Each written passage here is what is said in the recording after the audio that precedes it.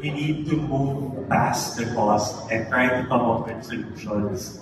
You know, sometimes at face value, these medications are expensive. That's the fact. No, we look at it. But if you look into the cost effectiveness of these drugs, the amount that you put into treating an early lung cancer patient, perhaps, and then eventually putting this patient back into the workforce, contributing to the economy, then you get exactly what you get paid for, or even more. So I think the barrier definitely is the cost, and how we work around it. I think that's a very important piece. So whenever I would just like to share that whenever I had the chance to work with our colleagues in the Asia Pacific region, I can't help but be envious because some of these countries already have a good, very established healthcare providers or support. And I hope that, definitely the Z package, the Love Z package for lung cancer, that's definitely a step towards making these medications accessible for the Filipino lung cancer patients. Treatment is not only medications, especially if we diagnose it early, then surgery, radiation therapy are also treatments, and access to these timely treatments is also important. So in the real world, in the Philippines, so what can you say about the accessibility of surgery and radiation therapy also for lung cancer? Thanks, Doc Chita. So if you look back to the figure I showed, like the heat map of the different specialties in the Philippines, and sort of like mapping it in all over the country, we've seen that there is definitely a disparity. Majority of these, not just the facilities, but the healthcare experts are being concentrated in the metro.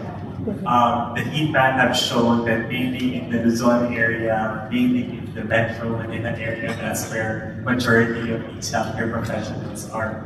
And I think one of the things that we probably need to do is to encourage, decentralizing the services, decentralizing the manpower.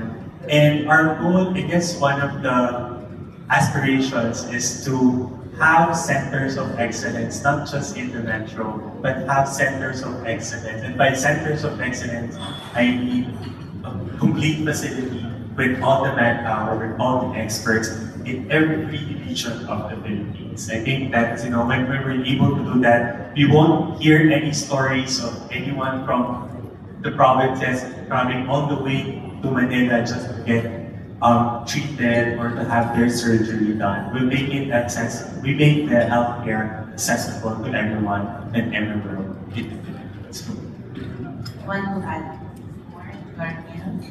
I agree again, it's really cost.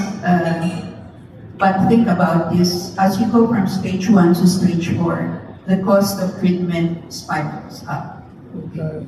Now, I go to the NICA law and the implementation of the NICA law, and Ken said something like across the Philippines, what the NICA law mandates is to have regional cancer centers across the Philippines. And it's called a network of cancer centers. And they're supposed to be the oversight, or the one above them should be the Philippine Cancer Center. But it's not up there yet. But there's supposed to be a network of cancer centers across the Philippines. Now, and it's mandated under law that they build up their capability. And so radiotherapy facilities are popping up in all these cancer centers, basically. And radiotherapy, radio-oncologists, as the map says, kauntian. But you know what the radio-oncologist does? They cover several hospitals. And similar to our IR here covers Philippines and Guam. They also do cover Manila, they go to Ilocos Norte, they go to everywhere. So that's kind of covered. But the thing really is to have to detect the cancer as early as possible. Now, coming up with the National Cancer Screening Program would, at very first 5 years, would come up with many far advanced cases. So that if you kind of graph it at the beginning of the screening program, what you catch there is high, the screen will be something like that. But as you move on and make your screening program as good as possible, then what you will now have is a graph like that. The early stages comes up, the lower stages comes up. But then in the transition, since you're picking up so many for advanced, what will you do with them? And that's the reason why the same benefit is coming up with lung CA. But then remember that the advanced stages doesn't only need chemotherapy drugs, it's already the PNDF. They also need biological agents that are proven evidence-wise to be good for advanced cancer cases.